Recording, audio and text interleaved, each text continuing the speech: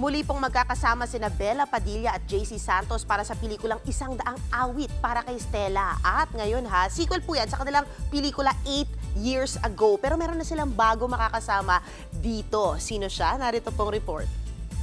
Action. Matapos ang 8 taon, may sequel na ang 2017 hit na Isang Daang Tula para kay Stella. Present tayo sa look test ng pelikulang pinagbibidahan ni Bella Padilla bilang si Stella at JC Santos as Fidel, with a welcome addition of Kyle Echari bilang si Clyde. I'm very blessed to be part of this project, and obviously it's nakaka-pressure siya kasi syempre ang laki na ng Isang Daang Tula para kay Stella, and then there's gonna be a sequel and I'm part of it pa. I'm not allowing the pressure to get to me too much, of course, pero I'm just enjoying the ride. Ang Isang Daang Tula para kay Stella ay tungkol kay Fidel na may speech difficulty. Kaya sa mga tula, idinaan ang pagmamahal sa rock musician classmate na si Stella. Ang sequel ay pipick up 15 years after the first installment. May nostalgia. Dahil? Sa, kasi parang, we're revisiting the characters again.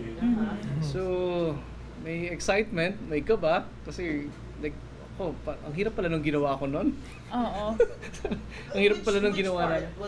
The acting part, all of the things na ginawa namin. Dami namin gustong patunayan nung panahon na yun. Ito rin ang isa sa big films ni Bella this year, matapos siya mag-pack up sa buhay niya sa London. Malaking bagay daw para kay Bella na makasama for the first time si Kyle, na naging off-cam real friend na niya, thanks sa mutual friend nilang si Papa Piolo Pascual. First time namin mag-work. First time namin together on set today. Kasi we were in Pamilya Sagrado before. Pero hindi naman kami nagkikita masyado. Hindi naman And we kami never had a nagkikita. scene together. Yeah. So it's our first time really working with each other. So we'll see. Paano kayo naging close si Papa P? Yeah? Yeah. Ang addition din ni Kyle, ang magdadala ng bagong konsepto ng komplikasyon ng dating scene at love. Directed by Jason Paul Laksamana. Abangan ang original story ng Isang Daang Awit para kay Stella this 2025 in cinemas. Ipinakilala na rin ang gaganap na Mike Hanupol sa Jeprox the Musical, ang theater actor na si David Ezra. Ang himig natin. Anak niya ang OPM icon na si Dulce, isang classical performer at MMFF nominee for Best Supporting Actor para sa Isang Himala. Pero malapit na rin daw talaga sa puso niya ang rock music. Naghihintay na ako matagal na ng isang musical na pwedeng ma-showcase yung rock influences ko. Bilang isang rock fan, meron tayong responsibility and obligation to aralin sila.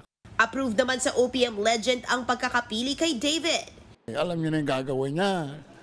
So, ang ma-expect nyo, resulta na sigurado nasa kanya na. Pinaubaya na sa kanya. Abangan ang Jeprox the Musical soon sa GSIS Theater.